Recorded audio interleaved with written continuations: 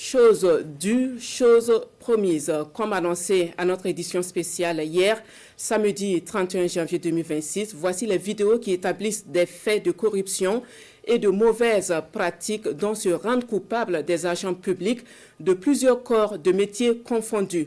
Pour les plus hautes autorités de notre pays, désormais, c'est la tolérance zéro sur les cas avérés. Pour ce faire, des moyens humains et technologiques sont mis à contribution, au nombre desquels des enregistrements audio et des caméras. La caméra Corag, elle-même invisible, mais qui voit et enregistre tout, a capturé pour nous des scènes ubuesques. Certaines séquences sont bien connues et vécues par le citoyen lambda qui a tendance à s'en accommoder, voire à s'en rendre complice. Résultat des courses, la gangrène se propage. L'invisible caméra Corag s'est infiltrée jusque là où on l'y attend le moins, ou pas du tout. Ce qui en ressort est inédit et naturellement, les sanctions seront à la hauteur et dissuasives. Installez-vous confortablement. C'est un document d'une douzaine de minutes, mais vous allez le voir, ça va aller très vite. Pour les besoins de confidentialité, les voix des enquêteurs ont été truquées. La corruption érigée en mode de service public. Reportage signé de Karim Bikenga sur les images de la caméra Corag.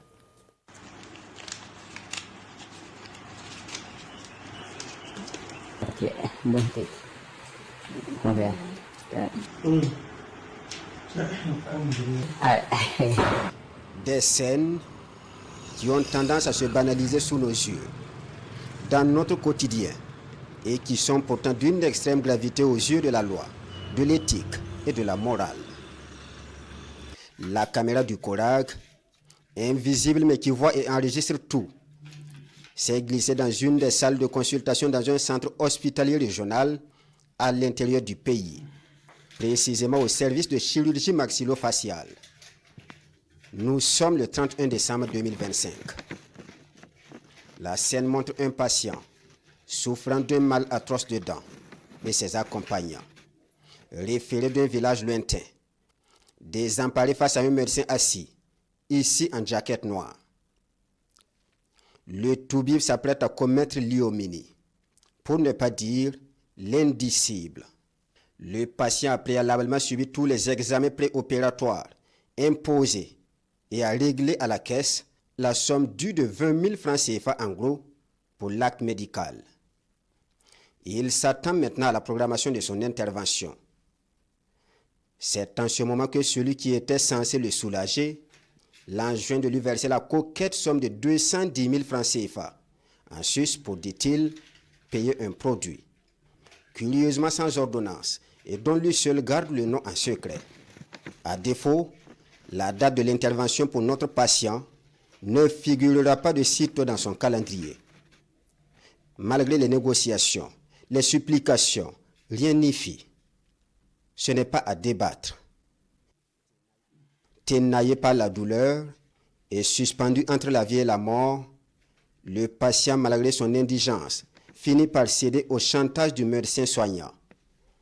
Et voilà docteur, sans compassion aucune, en train de compter avant d'empocher ses billets de banque pour le mois sale.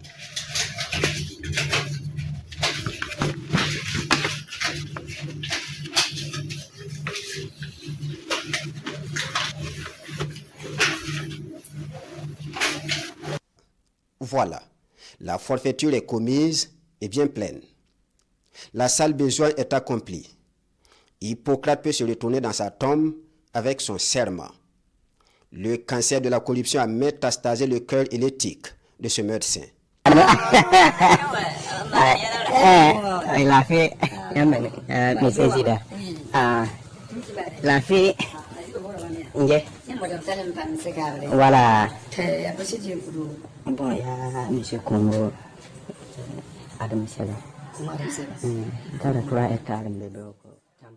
Autre lieu, la même face hideuse de la corruption dans l'administration publique. Dans ce service domanial, on ne parle visiblement que de pots de vin et de dons indus.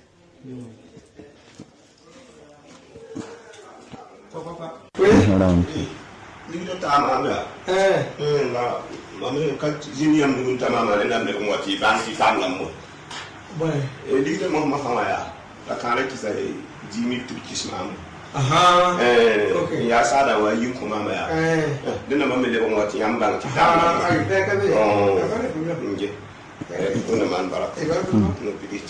La caméra du Corag est pratiquement témoin d'un braquage en bande organisé par des personnels administratifs sur un usager. En effet, ce dernier, poursuivant des actes d'acquisition de son terrain depuis des mois sans obtenir gain de cause, finit par passer à la casserole, comme tout le monde. À l'entame de la conversation, on ne l'écoute presque pas. On lui fait comprendre que son dossier est au meilleur des cas perdu dans les dédales de l'administration. Sinon, il est classé sans suite. Mais ça, c'était avant qu'il ne propose au commis de l'État et à son complice un pourboire. Dès que les billets de banque violets craquent dans leurs mains, un coup de fil et hop, coup de baguette magique. On a retrouvé les traces de son dossier. Mieux, les actes sont déjà signés, comme par enchantement.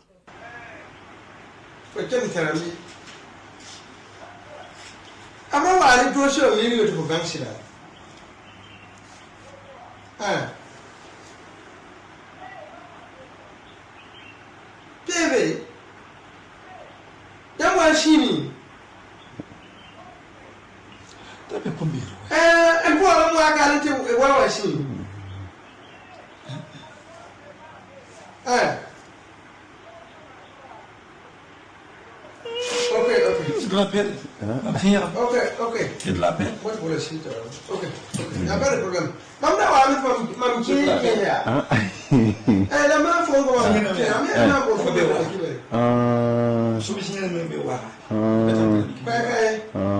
Donc, tu vois la qualité de tir. Donc, puis le maman. La main. Maman, n'a qu'à vous dire. C'est très facile. On l'appelle.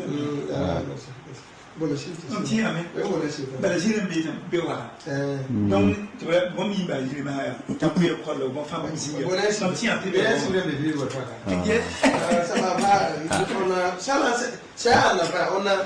Ça, c'est des dossiers qu'on a signés aujourd'hui. Mais pour elle, on a signé, c'est passé. Vous voyez là. Pour elle, on a signé. Vous voyez les signatures là. Pour elle, on a signé, c'est passé. Il peut même patienter pour retirer séance tenante. Ces agents de l'État d'un autre corps n'en font pas moins, abusant allègrement de leur pouvoir pour acquitter à ciel ouvert des citoyens en porte-à-faux avec le code de la route ou en général des usagers des services publics. J'avais dit 24 000 là. Puis on a dit 2 000, 12 000 là. Moi j'ai 10 000. T'as combien? 10 000.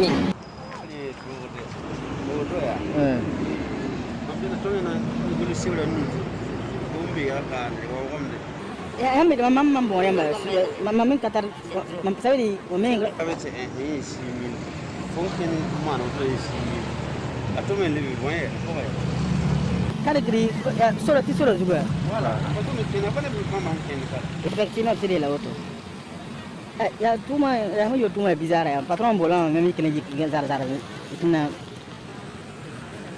mo ya ne bala han chen bala mo ya ne kireng bala. Ici, sur une avenue à Ouagadougou, des usagers de la route, non respectueux des règles de conduite en agglomération. La faute est établie. Ils sont interpellés pour se voir notifier la contravention. Jusqu'ici, rien d'anormal. Mais la suite des scènes est ahurissante. Intimidation, menace de verbalisation. Le policier vient de remplir la fiche prévue à cet effet.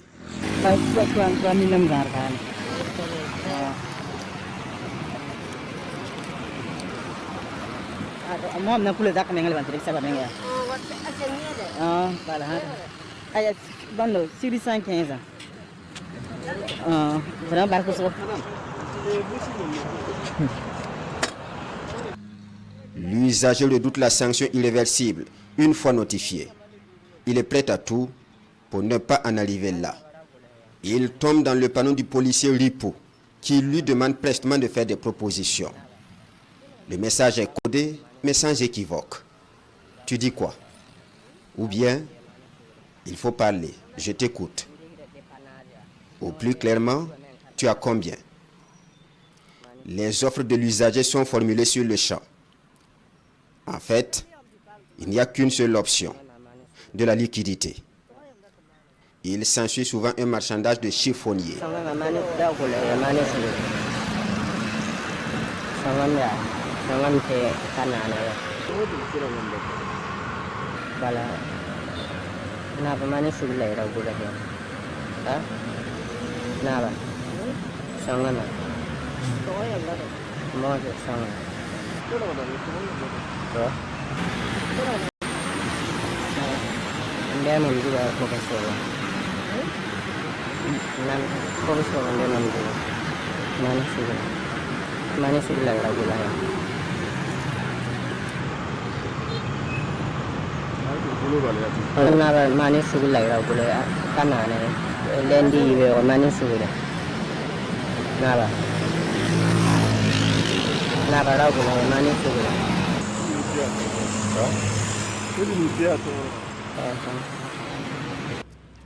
Une fois le marché conclu, on passe à la dernière consigne.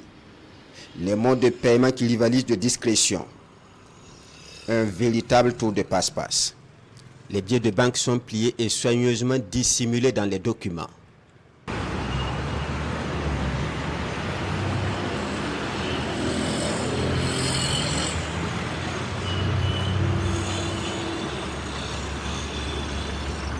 L'encaissement se fait avec autant d'ingéniosité et de dextérité. L'oiseau rapace vient d'enlever sa proie et de la mettre en lieu sûr, ni vu ni connu. Erreur. La caméra du Corag a tout enregistré. Dans d'autres situations, l'outrecuidance est poussée jusqu'au paiement électronique. On fait un dépôt et le tour est joué. On donne la route aux contrevenants.